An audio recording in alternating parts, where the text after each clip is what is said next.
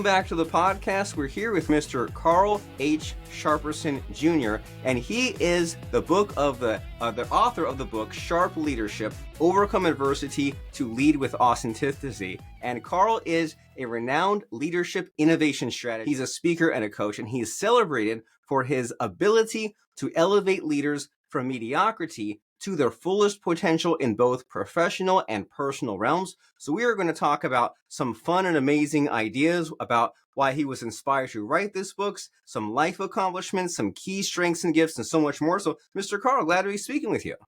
Glad to be here, Robert. It's a pleasure's mine. All right. And it goes two ways, right? Because you meet people from different walks of life and they come from different backgrounds and they've overcome all sorts of interesting struggles. And the good news is, we're all on our own paths, but by reading someone else's book and finding out about their journey, we don't have to necessarily go through all the same pain that they did, right? We can learn from their wisdom without always having to figure it out the hard way. And so in your own words, what are you all about? What makes you unique and makes you stand out? Well, I think what makes me unique, Robert, is the fact that I've got a lot of different, diverse experiences. For example, I was born in Washington, D.C., moved to Spotsylvania, Virginia, integrated to school, played sports in high school, entered the Naval Academy, played football at the Naval Academy, graduated from the Naval Academy, went into the Marine Corps, became a pilot in the Marine Corps, worked for Procter & Gamble, Frito-Lay, Colgate-Palmolive, was the vice president of manufacturing for a golf ball company in South Carolina, International Golf Ball Company. I'm an elder at my church. I'm a father. I'm a stage 4 non-Hodgkin's lymphoma survivor 12 years ago. Overcame colon cancer about 2 years ago. So that's unique. And so all those different arenas, I've been able to learn some things. And that's why I wanted to put it in the book. And that's what the book's all about. It's kind of my life journey, lessons learned, so that others may learn and be all that they can be. Very nice. And all of those accomplishments that you mentioned, they all seem like they require a lot of hard work, focus, dedication, leadership, stick-to-itiveness. And so what do you think is your secret sauce? How are you able to accomplish all these amazing feats when maybe other people might have given up or talked themselves out of it?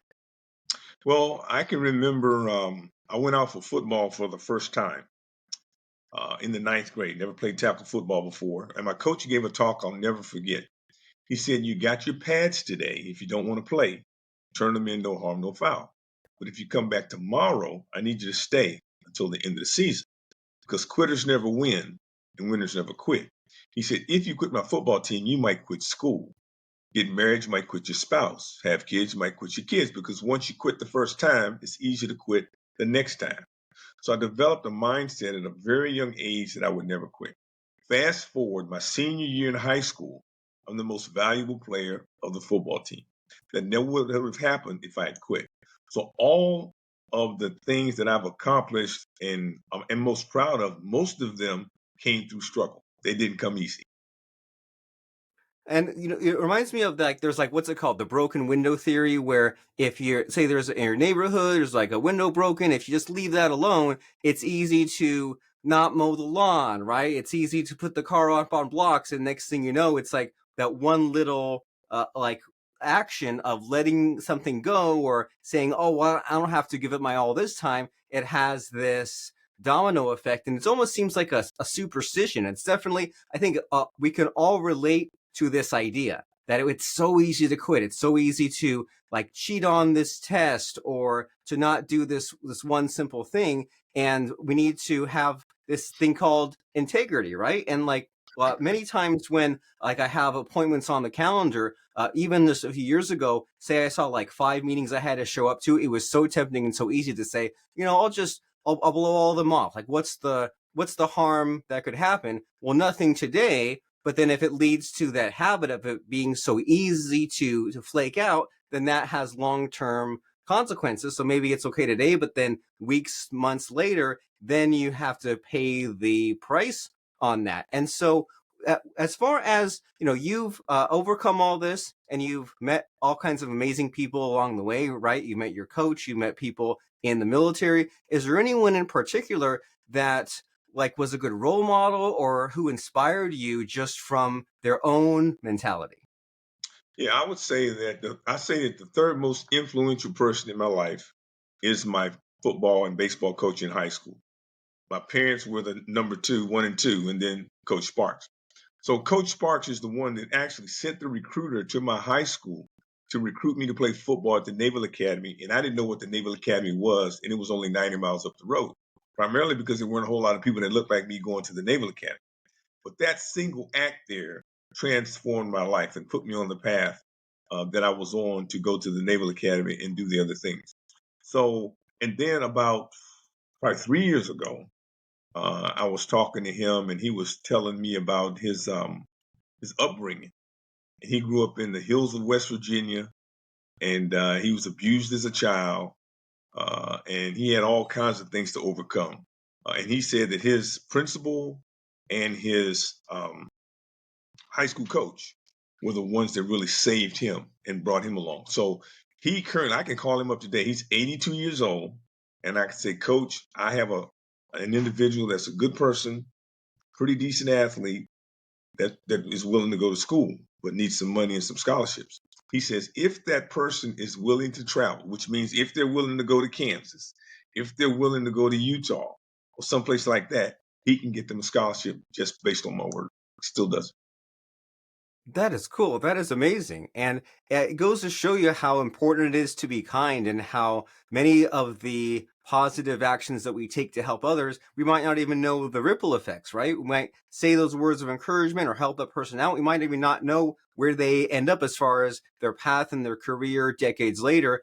And it's always great to have these different perspectives, right? To hear about what you've gone through or what your friend has gone through, just so that way it helps us along the journey. And many of these things that you mentioned, like going in the military, playing football, it sounds unbelievably stressful. And so, what do you do about your stress management? Like, what do you do when the game's about to start, or when you have to wake up and get in your line with the drill sergeant? Like, how do you just deal with the unbelievable stress? Well, one of the things that I learned over time to quote unquote survive, thrive, or whatever, and I learned this primarily at the Naval Academy. At the Naval Academy, you're given so many things at once that you can't get it all done. So there's a lot of people that go there that have been successful and controlled everything in their life. But when they get there, they can't control everything, right? So then what do you have to do? You have to say, okay, I got this stuff going on. What can I control? What can I not control? Let's put together a plan, keep my head down, and keep moving. So when I got diagnosed with cancer, okay, give me the information. What is it? What are the pros and the cons? What do I need to do to be successful? What kind of things do I need to do? Put together a plan and stick to the plan, right? So that's kind of what I have done over time, is to be able to assess the situation, develop strategies, put together a plan, work the plan, and pray for the best. Very nice. And that it's simple, but it's helpful, right? And it seems like the natural tendency is to let the chaos thrive and say, oh my gosh, there's all these things happening, right? Cancer diagnosis. Let all the thoughts run free. And you're saying, all right, well, step one is to do that serenity prayer and say, here's the bucket of what I can't control. And, that's there, it exists, but it's not worth as much of my time and my focus as what I can control. And this applies in so many areas, right? In business, you can't control necessarily the number of clients you land, the traffic, the customers, the money that comes in, but you can control the activity, the what you do front loaded in order to make that happen. So there's what I can't control, and then there's what I can control, and then what are the pros and cons, and what's the strategy, what's the plan, what are we going to moving forward, what's the optimism that we can apply, and what are we looking forward to. And I have discussions like this with my wife all the time when there's always a crisis, right? It's just a matter of what degree.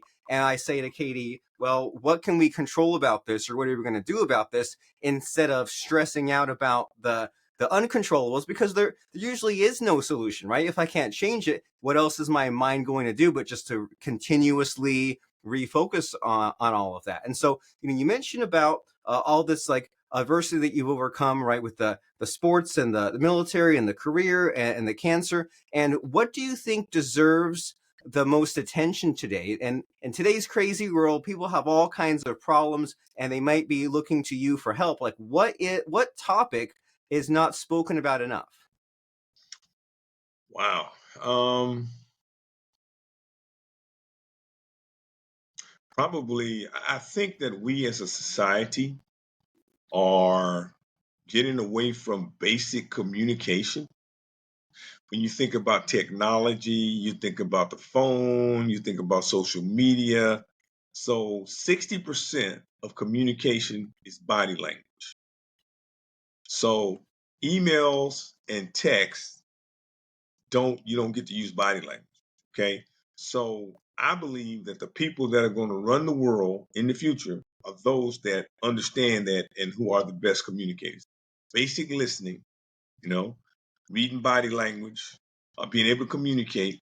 I think that's the critical thing that we're losing at all different levels in schools, with adults. It's a sad case. I'll give you a quick example. So several months ago, there was a young man that was designated as a hero. He was a hero because he was on a bus. Bus was full, and the bus driver um, had an episode heart attack. Right. This kid sees the bus driver slump over the wheel. He runs up, pulls the bus over to the side, and stops the bus. Right. So they're interviewing this kid, the hero. And he says, "What?" They ask the questions. What did you do, and what did you see? He says, "Well, I saw the person slumped over, so I knew I needed to do something." Okay. Everybody else on the bus was on their phone. He was the only one that didn't have a phone, and he didn't have a phone because his parents told him, "We're old school. You're not going to get a phone." If he was like everybody else and had a phone, they probably would have crashed the bus. But that's a simple example of just social awareness. We're just not aware of what's around us. I agree with you completely. This we need to be in the present moment, and the phone, it's a useful tool, but I can definitely relate to those first few, maybe even like 5 to 7 years after smartphones existed and had internet access. I definitely had some attention problems, and I had to deliberately set the boundaries and say, well, the phone's good for productivity and for getting to something quickly, but it's definitely an addictive substance. And you can definitely get to that point where you say, man, I can't even last 3 minutes without looking at my phone. And then I'm looking at the phone for the dopamine hit, for the enjoyment, not even for any particular purpose. And so that's a great story because it saves lives. I heard something a few years ago about like what percentage are vehicular deaths, and they were saying that 25% is drinking and driving, and 25% is texting and driving. And it's like, is that text message really that important, the sending or the receiving, for you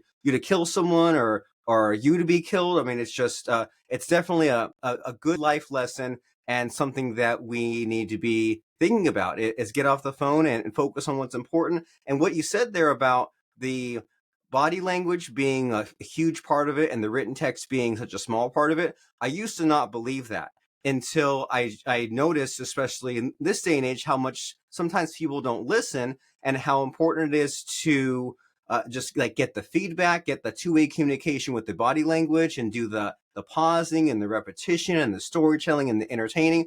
It seems counterintuitive, but I think you're completely right that the written aspect, it pales in comparison as far as the feedback, body language, and everything else. And so, as far as what you know and what you've done in leadership and communication and connecting with people, what insights do you have there? Because many times with leadership, it's kind of the same old platitudes, and I always find it interesting when someone has a unique take. So, what about your leadership skills stands out in your opinion?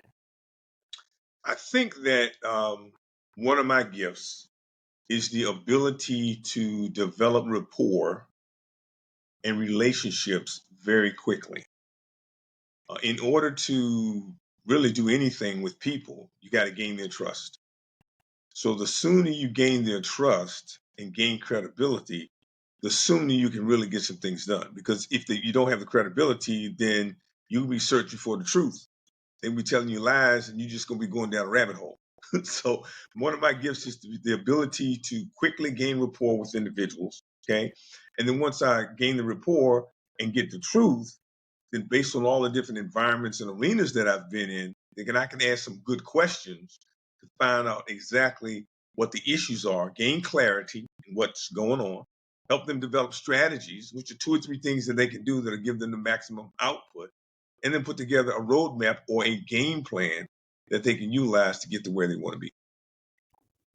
Very nice. So there's these prerequisites that come before delivering the information. Have that rapport, gain trust, understand the problem, get the clarity, and then proceed forward. And I was amazed when I heard about like the math that goes into like say an airplane has like a million different parts to it, and if you put the parts together like randomly, you would like run out of atoms in the universe, where it's like billions, trillions, quadrillions of combination, just leaving it up to randomness. And so what that tells me metaphor wise is like you could have all this information, you could list all this stuff, but none of that might be what someone wants to hear or needs to hear in order to help them out. So you take that little bit of time to get the trust, the rapport, and listen, and then deliver just those few pieces of information that then helps someone out and gets them to what they need and where they want to go. And so as far as your story and your journey and what you've grown into, what you transformed into,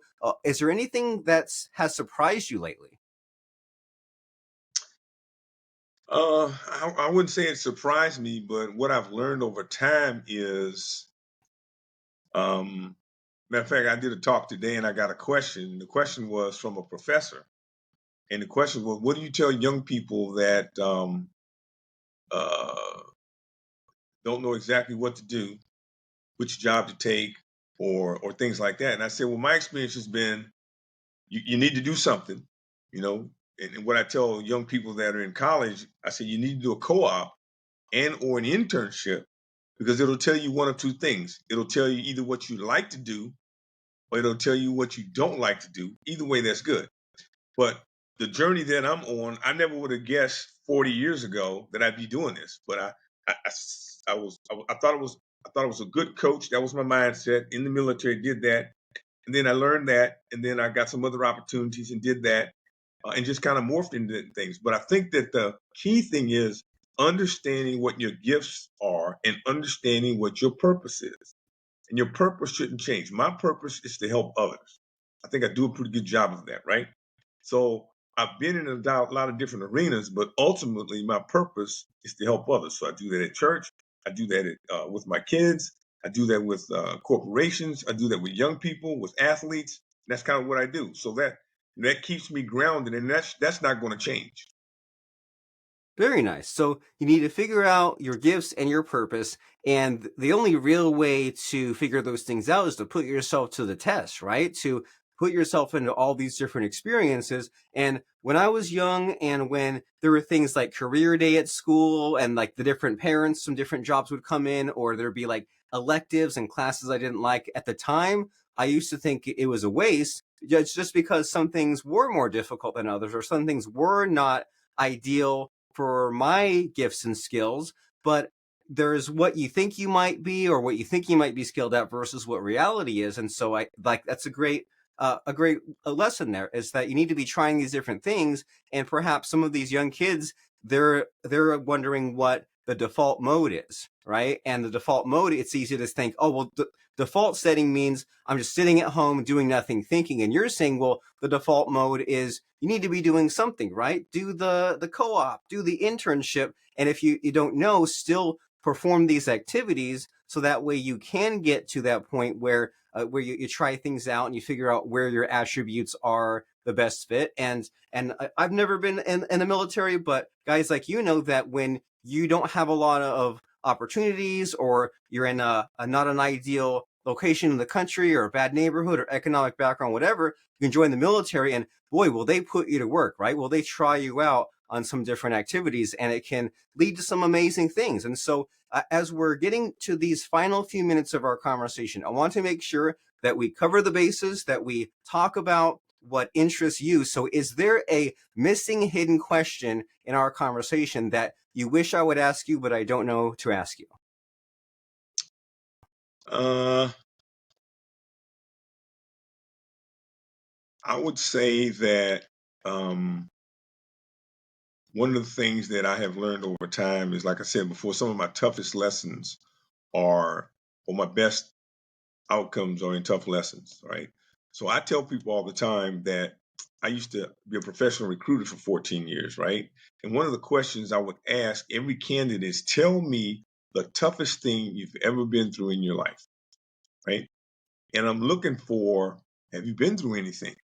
You know, if you've been through something, then that means when challenges come, you'll be able to work through that adversity and things like that. I'm on the nominating committee for a congressman and a senator in South Carolina. And on this panel, we basically interview high school students that want to get into the service academies to be nominated by the congressional person and or the senator, right? So we ask them questions. And one of the questions I always ask is, what's the toughest thing you've ever been through? And I'm looking for the same thing. You don't want the toughest thing you've ever been through to be at the service academy, you know, but it really Right. tells you a lot about people and what they've gone through. And you can hear some pretty phenomenal stories. But one of the questions that I asked, this was during the pandemic, I asked the question, what's the toughest thing you've ever been through? And I got 3 students to say the exact same thing. Guess what it was? Toughest thing they said they've ever been through. Now you got to remember that these young people are in the top 5% of their class, academically, athletically, socially, and everything, right? They said the divorce of my parents. The divorce of my parents. They said I had to prepare, I had to manage relationships with different people in the family. I had to pack my stuff up and be at this house on this day, be on this house on this way, and manage a bunch of emotions. Okay. So I never thought about that. But they said that was the toughest thing that they ever been through is the divorce of their parents. Interesting. And so that's a nice insight that tough situations mean different things to different people, and it doesn't mean that you need to have saved a bus driver or carry someone out from a burning building. It could just be dealing with your own issues and having to navigate personalities and situations and come out of it with some better organization and some better skills. And that's a great insight and a great lesson that you've learned from all your adventures and talking and learning from other people. And so your very excellent book here is called Sharp Leadership: Overcome Adversity to Lead with Authenticity, where you talk about all these things that we've been mentioning so far today, right? About the military and about football and about going to school and all those sorts of things, dealing with cancer. And just, we all have these battles that we're fighting. We all have these struggles. And if we go it alone and leave it to random chance, that doesn't seem like a very good recipe for success versus having some tools and having a plan and having some perspective from someone like yourself seems to be what the doctor has ordered and what we need. And so as far as some next steps here, right? We mentioned the book is Sharp Leadership. And if someone wants to contact you, check out your website, anything else, if they're inspired by what you have to say, what's the call to action? What's the next step? Well, the next step will be reach out to me. You can reach out to me on my website, which is www.carlsharpersonjr.com. If you just Google my name, I'm on LinkedIn, Facebook, reach out to me, and we can have a conversation, see if I can help you. And one of the things I would like to say, Robert, is one of the key things that I learned out of all the experiences that I had is that everybody wants the exact same thing. They want to be loved, they want to be respected, and they want to be successful. I don't care what your nationality is, what your race is, what your gender is, what your background is. Everybody wants the same thing. We have a lot more in common than we have in differences. And that's one of the things that I've seen hold true in every arena I've ever been in. Build relationships, get to know people, help them, and everybody wants the same thing. Very nice. Love, respect, success. And so, as we're checking out those resources, the book Sharp Leadership and the website carlsharpersonjr.com, that love, respect, success thing was very amazing, very life changing. But do you have one final soundbite for us, one final quote or lesson to really bring all this home and wrap up a conversation? Yeah, I would say two. One is, as a young person, I developed a mindset. It's not what you call me, it's what I answer to. So I didn't let bullies and other people saying negative things get me off my path, right? And then the other saying I would say is quitters never win and winners never quit. And for me, both of those lessons tie back to the what you can control and what you can't control, right? You can't control what someone says to you, but you can control what you answer to, and you can't always control the difficulties that come at you, but you sure as heck can control your response and your actions. So if you're engaged, enthused, inspired by this very amazing man, Carl H. Sharperson Jr., and check out his book, Sharp Leadership, and also his website if you're interested in his further training, his speaking engagements, etc. CarlSharpersonJr.com. Very amazing and exciting speaking with you, friend. Thank you. Pleasure's mine, Robert.